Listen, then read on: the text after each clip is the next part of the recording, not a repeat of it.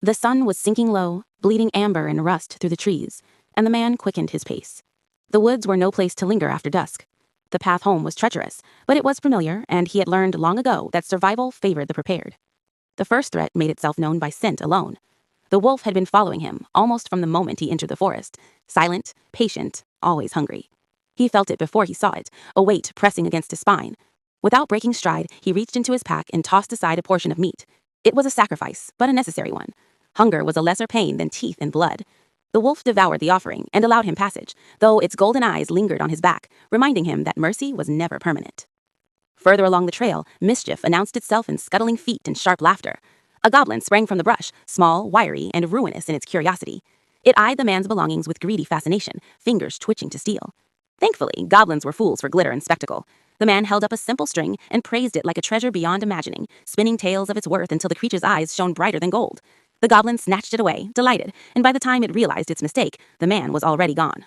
Then the air grew thick. The troll waited where the trees bent inward, massive and looming. The man paused. He could swear it was larger than before, its presence heavier, its stench deeper, as if time itself had fed it. They had clashed once, long ago, and would likely clash again.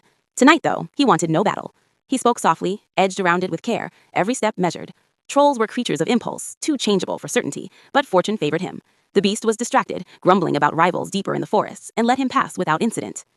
At last, only one danger remained. The witch. Her power hung in the air like smoke, sharp and unmistakable. He could smell her brew long before he reached her. Earth, fire, something bitter and alive.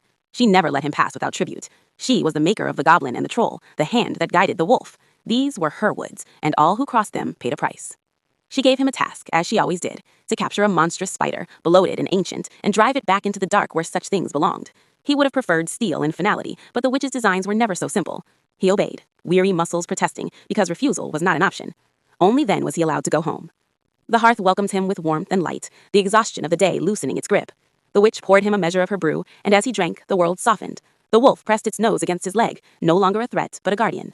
The goblin sat nearby, abandoning silverware entirely, shoveling food into its mouth with shameless joy. The troll returned with others of its kind, stole a gulp of the witch's potion, and lumbered off into the dark, satisfied.